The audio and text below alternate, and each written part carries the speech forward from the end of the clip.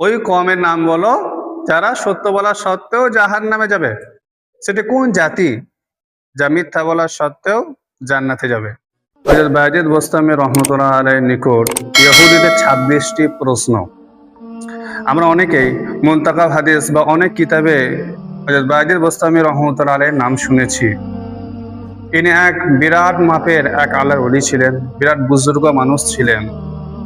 তো ইহুদীদের একটা বড় মজলিস, তাদের একজন বড় আলেম বায়ান করছিল। হযরত বায়েজিদ বোস্তামি রহমতুল্লাহ আলাইহি সেখানে গিয়ে বসে পড়লেন। তিনি বসার সঙ্গে সঙ্গে সেই ইহুদি পণ্ডিত আলেম কথা বলা বন্ধ হয়ে গেল। মজলিসে হইচই শুরু হয়ে গেল, কি ব্যাপার, কোনো কথা বলছেন না কেন? পণ্ডিত বলল, নিশ্চয়ই আমাদের মধ্যে কোনো মুহাম্মদী প্রবেশ করেছে। লোকেরা বলল, তাকে বের করুন, আমরা তাকে হত্যা করব। পণ্ডিত বলল, না। পরে ঘোষণা করা হলো, যিনি মুহাম্মদী আছেন মেহেরবানি করে দাঁড়িয়ে যান। হযরত বায়েজিদ বোস্তামি রহমতুল্লাহ আলাইহি দাঁড়িয়ে গেলেন। পণ্ডিত বলল, আমি কিছু প্রশ্ন করব, আপনাকে উত্তর দিতে হবে। হযরত বায়েজিদ বোস্তামি রহমতুল্লাহ আলাইহি বললেন, ঠিক আছে। এবার শুরু হলো প্রশ্নের পালা। পণ্ডিত প্রশ্ন করলেন, এমন একজনের কথা বলো যার দ্বিতীয় নেই। উত্তর কে দিবেন? হযরত বায়েজিদ বোস্তামি রহমতুল্লাহ আলাইহি। হযরত বায়েজিদ বোস্তামি রহমতুল্লাহ আলাইহি বললেন, আল্লাহ তাআলা এক, তার কোনো দ্বিতীয় নেই। এবার পণ্ডিত প্রশ্ন করলেন, এমন দুইয়ের কথা বলো যার তৃতীয় নেই। হযরত বায়েজিদ বোস্তামি রহমতুল্লাহ আলাইহি বললেন, দিন এবং রাত্রি, তার কোনো তৃতীয় নেই। এবার পণ্ডিত প্রশ্ন করলেন, এমন তৃতীয় বলো যার চতুর্থ নেই। হযরত বায়েজিদ বোস্তামি রহমতুল্লাহ আলাইহি বললেন, আল্লাহ তাআলা তিনটি জিনিসকে প্রথম সৃষ্টি করেছেন, লৌহে মাহফুজ, কলম, কুরসি। এই তিনটি জিনিস যার চতুর্থ নেই। এবার পণ্ডিত প্রশ্ন করছেন, এমন চার বলো যার পঞ্চম নেই। হযরত বায়েজিদ বোস্তামি রহমতুল্লাহ আলাইহি বললেন যে আল্লাহ তাবারাকা ওয়া তাআলা চারটি আসমানি কিতাব নাযিল করেছেন। তাওরাত হযরত মূসা আলাইহিস সালাম নাযিল করেছেন, জাবুর হযরত দাউদ আলাইহিস সালাম নাযিল করেছেন, আর ইনজিল হযরত ঈসা আলাইহিস সালামের উপর নাযিল করেছেন। আর কোরআন আমাদের নবী মুহাম্মদ রাসূলুল্লাহ সাল্লাল্লাহু আলাইহি ওয়াসাল্লাম উপর নাযিল করেছেন। এই চারটি আসমানি কিতাব যার পঞ্চম নেই। এবার পণ্ডিত প্রশ্ন করলেন, এমন পাঁচ বলো যা ষষ্ঠ নেই। হযরত বায়েজিদ বোস্তামি রহমতুল্লাহ আলাইহি বললেন যে আল্লাহ তাআলা প্রত্যেক বান্দার ওপর 5 ওয়াক্ত নামাজ ফরজ করেছেন, যার 6 নেই। এবার পণ্ডিত প্রশ্ন করলেন, এমন 6 জিনিসের নাম বলো যাতে সপ্তম নেই।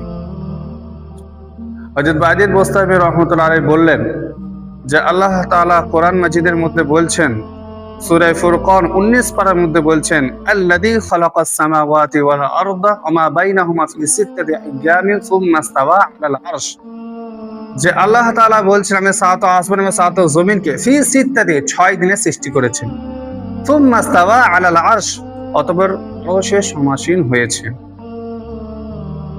এবার পণ্ডিত প্রশ্ন করছেন, এমন 7 জিনিসের নাম বলো যার অষ্টম নেই। হযরত বায়েজিদ বোস্তামি রহমতুল্লাহ আলাইহি বললেন যে আমার রব বলছেন, আমি সাত আসমানকে স্তরে স্তরে সৃষ্টি করেছি, যার অষ্টম নেই। এবার পণ্ডিত প্রশ্ন করছেন, এমন 8 জিনিস বলো যার নবম নেই। হযরত বায়েজিদ বোস্তামি রহমতুল্লাহ আলাইহি বললেন যে আল্লাহ তাআলা কোরআনে ইরশাদ করেছেন, ওয়া ইয়াহমিলু আরশা রাব্বিকা ফাওকাহুম ইয়াওমা ইদিন সামানি। যে আল্লাহ তাআলা আরশকে 8 জন ফেরেশতা বহন করছে, যার নবম নেই। এবার পণ্ডিত প্রশ্ন করছেন যে এমন 9 কথা বলো যেখানে দশম নেই। হযরত বায়েজিদ বোস্তামি রহমতুল্লাহ আলাইহি বললেন যে আল্লাহ তাআলা ইরশাদ করেছেন, হযরত সালেহ আলাইহিস সালাম তিনি একজন নবী ছিলেন। তো ইনার গোত্রের মধ্যে, ইনার কওমের মধ্যে 9 জন বড় বড় বদমাশ ছিল, যার দশম নেই। এবার পণ্ডিত প্রশ্ন করছেন, এমন 10 কথা বলো যার 11তম নেই। হযরত বায়েজিদ বোস্তামি রহমতুল্লাহ আলাইহি বললেন যে হজে কোনো ভুল হয়ে গেলে 10টি রোজা রাখতে বলা হয়েছে, 7টি সেখানে এবং 3টি ফেরার পরে। এবার পণ্ডিত প্রশ্ন করলেন 11 বলো যার 12 নেই। হযরত বায়জিদ বোস্তামী রহমতুল্লাহ আলাইহি বললেন, আমরা সকলেই জানি হযরত ইউসুফ আলাইহিস সালাম ভাই ছিলেন কতজন? 11 জন। এবার পণ্ডিত প্রশ্ন করছেন, এমন 12 বলো যার 13 নেই। হযরত বায়জিদ বোস্তামী রহমতুল্লাহ আলাইহি বললেন, আমরা সকলেই জানি যে বছরে কটি মাস হয়? 12টি মাস হয়, যার 13 নেই। এবার পণ্ডিত প্রশ্ন করছেন, এমন 13 জিনিসের কথা বলো যাতে 14 নেই। এমন 13 জিনিসের কথা বলো যাতে 14 নেই।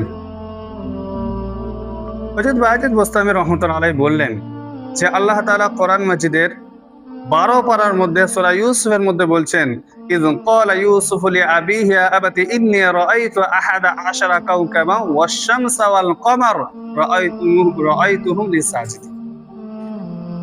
যখন হযরত ইউসুফ আলাইহিস সালাম তিনার পিতা হযরত ইয়াকুব আলাইহিস সালামকে বললেন যে হে পিতা, আমি স্বপ্নে দেখলাম 11টি তারকা চন্দ্র এবং সূর্য আমাকে কি করছে? সেজদা করছে। সুতরাং এখানে 13টা আছে কিন্তু 14 নেই।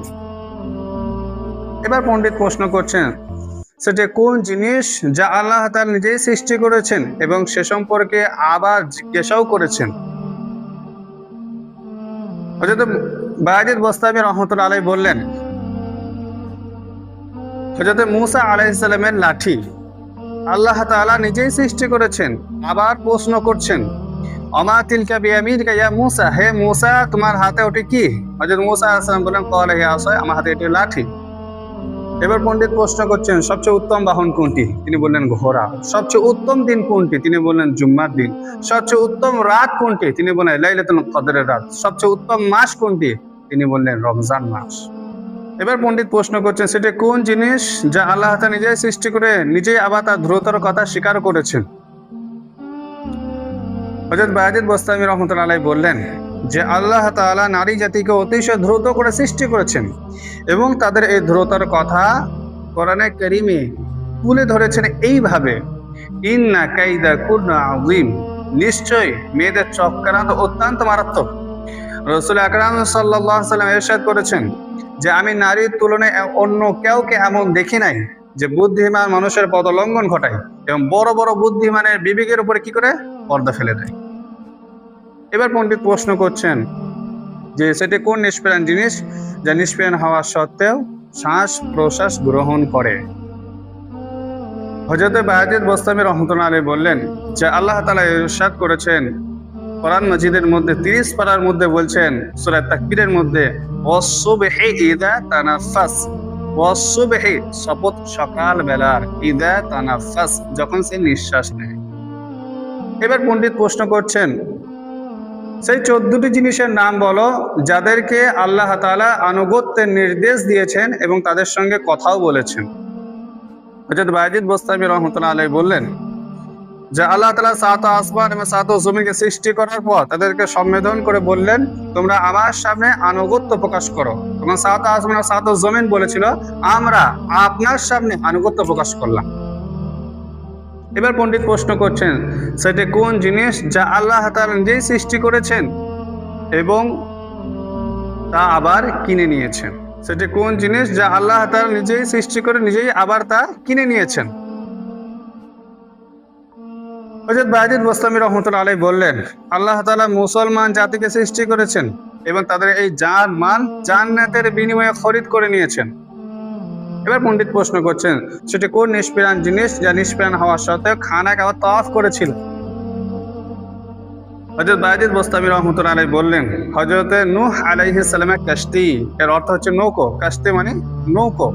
পানির উপরে ভাসতে ভাসতে যখন খানায় কাবার নিকটে উপনীত হয়েছিল এই নৌকোটা, তখন এই নৌকোটা খানায় কাবার 7টা চক্কর লাগিয়েছিল। এবার পণ্ডিত প্রশ্ন করছেন, সেটি কোন কবর যা লাশ সহ চলতে শুরু করেছিল? সেটি কোন কবর যা লাশ সহ চলতে শুরু করেছিল? হযরত বায়জিদ বোস্তামী রাহমাতুল্লাহ আলাইহি বললেন, হযরতে ইউনুস আলাইহিস সালামের মাছ। সেটি হযরত ইউনুস আলাইহিস সালামকে গিলে ফেলার পর 40 দিন পর্যন্ত চলাফেরা করেছিল। আর সেটি ছিল কবরের মতো। কিন্তু আল্লাহ তাআলা যেন কুদরতে হযরত ইউনূস আলাইহিস সালামকে মাছের পেটে মৃত্যুও দিলেন না, ক্ষুধার্তও রাখলেন না, পিপাসা অনুভবও হলো না, পেরেশানও হলেন না। মাছটাকে স্বচ্ছ মাছের মতো করে দেওয়া হয়েছিল এবং হযরতে ইউনূস আলাইহিস সালাম সেখানে বসে সাগর তলের সব রহস্য দেখতে পাচ্ছেন। মাছের একটাই প্যাট, কিন্তু হযরত ইউনূস আলাইহিস সালাম সেখানে আমানত, মাছ তার সময়মতো আহার ভক্ষণ করছিল, আবার এদিকে হযরত ইউনূস আলাইহিস সালামের হেফাজত হচ্ছে। সেটা কোন জাতি যা মিথ্যা বলার সত্ত্বেও জান্নাতে যাবে? হযরত বাজিদ বোস্তামী রাহমাতুল্লাহ আলাইহি বললেন, হযরত ইউসুফ আলাইহিস সালামের ভাইরা হযরত ইউসুফ আলাইহিস সালাম কই নিক্ষেপ করার আগে হযরত ইউসুফের জামাটা খুলে নিয়েছিল, আর তার জামাটা খুলে নিয়ে একটি বকরি জবাই করে তার রক্তগুলো ওই জামাতে লাগিয়ে তাদের পিতার নিকটে মিথ্যা করে গিয়ে বলেছিল যে ইউসুফকে বাঘে খেয়ে ফেলেছে। এই কথাটা কিন্তু মিথ্যা। যখন তার ভাইদের মধ্যে আপোষের মধ্যে যখন আবার মিল মহাব্বত, আবার যখন সম্পর্ক জুড়ে যাবে, তখন এই ভাইরা তাদের পিতা হযরত ইয়াকুব আলাইহিস সালামের কাছে দরখাস্ত করবেন তওবার জন্য, যে হে আব্বাজান, আমাদের জন্য আল্লাহ তাআলার কাছে তওবা করে দিন। তাদের এই তওবার কারণে, তাদের এই ইস্তেগফার করার কারণে আল্লাহ তাআলা তাদেরকে জান্নাত দান করবেন। এবার পণ্ডিত প্রশ্ন করছেন, কওমের নাম বলো যারা সত্য বলা সত্ত্বেও জাহান্নামে যাবে। হযরত বাজিদ বোস্তামী রাহমাতুল্লাহ আলাইহি বললেন যে খ্রিস্টান এবং ইহুদি একটি ব্যাপারে তারা সত্যবাদী। খ্রিস্টানরা বলে ইহুদিরা ভ্রান্ত পথে আছে, আর ইহুদিরা বলে খ্রিস্টানরা ভ্রান্ত পথে আছে। এই কথায় তারা উভয় দলই কিন্তু সত্যবাদী, কিন্তু তবুও তারা জাহান্নামী, এই জন্য যে তারা শেষ নবীর উপরে ঈমান আনেনি। এইভাবে হযরত বাজিদ বোস্তামী রাহমাতুল্লাহ আলাইহিকে 26টি প্রশ্ন করা হয়েছে। এবার হযরত বাজিদ বোস্তামী রাহমাতুল্লাহ আলাইহি বললেন যে আপনি আমাকে এতগুলো প্রশ্ন করলেন, আমিও কি আপনাকে একটি প্রশ্ন করতে পারি? সেই ইহুদি পণ্ডিত বললেন যে অবশ্যই আপনি প্রশ্ন করতে পারেন। ঠিক আছে, আপনি বলুন আপনার প্রশ্ন। হযরত বাজিদ বোস্তামী রাহমাতুল্লাহ আলাইহি বললেন, আচ্ছা বলেন তো জান্নাতের চাবি কার নিকটে? এটা বলার সঙ্গে সঙ্গে সেই ইহুদি পণ্ডিত কিন্তু চুপ হয়ে গেলেন, কোনো কথা বলছেন না। মজলিসে হইচই শুরু হয়ে গেল, কি ব্যাপার, কোনো কথা বলছেন না কেন? মজলিস থেকে লোকেরা বলল যে আপনি এতগুলি প্রশ্ন করলেন আর সবগুলির উত্তর তিনি কিন্তু দিয়ে দিলেন, আর আপনাকে একটি মাত্র প্রশ্ন করা হয়েছে, আপনি তাতে চুপ হয়ে গেলেন। তখন সেই ইহুদি পণ্ডিত বলছে যে প্রশ্নের উত্তর তো আমার জানা আছে, কিন্তু তোমরা সেটাকে মানতে পারবে না। আজ যেমন আমরা বলে থাকি যে সব জানি, জানার কিচ্ছু বাকি নেই। আচ্ছা জানেন যখন মানেন না কেন? বলে কি করবো হুজুর, মানার মতো অবস্থা নাই, আমরা অপারগ। এই কথাকে দূর করার জন্যই আল্লাহর রাস্তায় বের হতে হবে। তো ইহুদি পণ্ডিত আলেম বলল যে প্রশ্নের উত্তর আমার জানা আছে, কিন্তু তোমরা সেটাকে মানতে পারবে না। মজলিস থেকে লোকেরা বলল যে আপনি বলুন, আমরা সকলেই মানব। তো ইহুদি পণ্ডিত বলল জান্নাতের চাবি তো স্বয়ং মুহাম্মদুর রাসূলুল্লাহ সাল্লাল্লাহু আলাইহি ওয়াসাল্লামের হাতে। এই কথা শোনার সঙ্গে সঙ্গে ওই মজলিসে যত ইহুদি লোক ছিল, সমস্ত ইহুদিরা কি করলো? কালিমা লা ইলাহা ইল্লাল্লাহ মুহাম্মাদুর রাসূলুল্লাহ সাল্লাল্লাহু আলাইহি ওয়াসাল্লাম এই কালমা পড়ে মুসলিম হয়ে গেলেন। আবার জোরে বলুন সুবহানাল্লাহ। তো প্রিয় ভাইসো আমার, রাসূল আকরাম সাল্লাল্লাহু আলাইহি ওয়াসাল্লাম ইরশাদ করছেন, জান্নাতের চাবি আমার হাতে, জান্নাতের ঝান্ডা আমার হাতে। সারা বিশ্বের মানুষ আমার পতাকা তলে সমবেত হয়ে জান্নাতে প্রবেশ করবে, ঝান্ডার বাইরে কেউ থাকতে পারবে না। জান্নাতের দরজা বন্ধ, চাবি নবীজির হাতে। জান্নাতীরা জান্নাতের দরজা পৌঁছে অপেক্ষা করতে থাকবে জান্নাতের দরজা খোলার জন্য। তারা হযরত আদম আলাইহিস সালামের নিকটে গমন করবে আর বলবে যে হে আমাদের পিতা, আপনি আমাদের সকলের বড়, আজকে জান্নাতের দরজা খোলার ব্যবস্থা করুন। তিনি বলবেন যে আমি তো তোমাদেরকে জান্নাত থেকে বের করে দিয়েছিলাম, আমি আবার কি করে তোমাদেরকে সেখানে প্রবেশ করাবো? এটা আমার দ্বারা সম্ভব নয়। এবার তারা হযরতে নূহ আলাইহিস সালামের খিদমতে হাজির হলে তিনিও অক্ষমতা প্রকাশ করবেন। এইভাবে তারা হযরত মূসা আলাইহিস সালামের খিদমতে হাজির হলে তিনিও অক্ষমতা প্রকাশ করবেন। হযরত ঈসা আলাইহিস সালাম তিনিও অক্ষমতা প্রকাশ করবেন। বড় বড় আম্বিয়া কেরামদের খিদমতে হাজির হলে সকলে নিজেদের অক্ষমতা প্রকাশ করতে থাকবেন। হযরত ঈসা আলাইহিস সালাম বলবেন, তোমরা নবী আরবের নিকটে যাও, তার কাছে জান্নাতের চাবি। একবার হযরত ঈসা আলাইহিস সালামকে আল্লাহ তাআলা বললেন যে হে ঈসা, আমি কি তোমাকে নিজের কাছে ডেকে নেব, অতঃপর তোমাকে পুনরায় প্রেরণ করব, তুমি আমার শেষ নবী কার্যকলাপ প্রত্যাখ্য করবে, আমি তাদের জন্য একটা তুবা বৃক্ষ সৃষ্টি করেছি। হযরত ঈসা আলাইহিস সালাম আরজ করলেন, হে আল্লাহ, তুবা আবার কি জিনিস? আল্লাহ তাআলা বললেন, হে ঈসা, এটি একটি বৃক্ষ, আমার কুদরতি হাতে তা তৈরি করা। এর ডালপালা হবে স্বর্ণের। রাসূল আকরাম সাল্লাল্লাহু আলাইহি ওয়াসাল্লাম এই বৃক্ষের প্রশংসা করতে গিয়ে হাদিসের মধ্যে ইরশাদ করেছেন, তার কাণ্ড হবে স্বর্ণের। তুমি যদি 5 বছর বয়সে একটি উটের উপর আরোহণ করো আর ওই কাণ্ডের চারিপাশে একবার ঘুরে আসতে চাও, তাহলে ওই উট বিদ্ধ হয়ে যাবে, তার অস্থি মজ্জা দুর্বল হয়ে যাবে, তবুও কাণ্ডের চারিপাশ একবার ঘুরে শেষ করতে পারবেন। আর এই বৃক্ষের তল দিয়ে 3টি নহর জারি হয়েছে, একটা হচ্ছে সালসাবিল, দ্বিতীয় নম্বর হচ্ছে বারিক, আর তৃতীয় নম্বর হচ্ছে মাইন। 3টেরই কথা কোরআনে আলোচিত হয়েছে। বলা হয়েছে এই নহরগুলো এতই বিস্ময়কর, যদি আঙ্গুলের মাথায় 1 ফোঁটা লাগে দুনিয়াতে যদি টপকিয়ে দেওয়া হয়, তার খুশবুতে সারা বিশ্ব সুগন্ধিযুক্ত হয়ে যাবে। আর যে ব্যক্তি সেই নহরের কিনারায় বসে পেয়ালার পর পেয়ালা পান করবে, তার কি মজা, তার কি আনন্দ কল্পনা করতে পারেন? হযরত ঈসা আলাইহিস সালাম বললেন, ইয়া আল্লাহ, সেই পানি আমাকেও পান করান। আল্লাহ তাআলা বললেন যে আমার উম্মে নবী যতক্ষণ না পর্যন্ত পান করছে না, ততক্ষণ পর্যন্ত সমস্ত নবীদের জন্য তা হারাম। অনুরূপভাবে সমস্ত উম্মতের জন্য হারাম যতক্ষণ না শেষ নবীর উম্মতটা পান করছে। এই জন্যই তো প্রতিযোগিতা করা দরকার। আরে মুসলমান, তুমি দুনিয়ার প্রতিযোগিতায় ব্যস্ত, কিভাবে আরো পয়সা হবে, কিভাবে আরো টাকা হবে, গাড়ি হবে, বাড়ি হবে। আল্লাহর কসম, উম্মতের জন্য রাসূলের দরুদ এবং মহব্বত কত সীমাহীন। তারপরেও তিনি বদদুআ করেছেন ওই ব্যক্তির জন্য যে মালের পিছনে ছুটে নিজের জীবনকে বরবাদ করে দিচ্ছে। এই জন্য ভাইরা আমার, তকদিরে যতটুকু আছে ততটুকু তো আসবেই। আমাদের কাজ হবে আল্লাহ এবং তার রাসূলকে সন্তুষ্ট করার জন্য মেহনত। তো প্রিয় ভাই আমার, সেই দিন তুমি দেখবে জান্নাতের চাবি রাসূলুল্লাহ সাল্লাল্লাহু আলাইহি ওয়াসাল্লামের হাতে। সকলেই ছুটবে নবীজির খেদমতে। এই জান্নাত হচ্ছে আল্লাহর মেহমানখানা। আল্লাহ তাআলা নিজের হাবিব দ্বারা এই জান্নাতকে উদ্বোধন করবেন। রাসূলুল্লাহ সাল্লাল্লাহু আলাইহি ওয়াসাল্লাম জান্নাতের দরজায় কারাঘাত করবেন। ভেতর থেকে জান্নাতের ফেরেশতা রিদওয়ান জিজ্ঞেস করবেন, কে?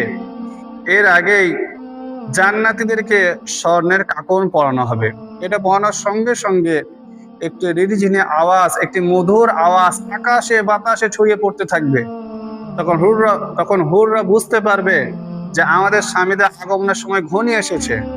তারা খুশিতে মাতোয়ারা হয়ে যাবে এবং তাদের খাদেমদেরকে বলবে, দরজা খুলে দাও। ভেতরের দরজা তো খোলা হলো, কিন্তু বাইরের দরজা তো বন্ধ। নবীজি সাল্লাল্লাহু আলাইহি ওয়াসাল্লাম আসবেন প্রধান ফটক দরজা খোলার জন্য জান্নাতের দরজায়। তখন সেই পানি সকল জান্নাতীদেরকে সেই নহরের পানি পান করানো হবে। এই পানি পান করানোর সঙ্গে সঙ্গে মানুষের ভেতরে যে হিংসা, বিদ্বেষ, লোভ, লালসা, কুফরি, ফাসিকি, রিয়া, হিংসা, হাসাদ, এই রোগগুলো কি হয়ে যাবে? দূর হয়ে যাবে।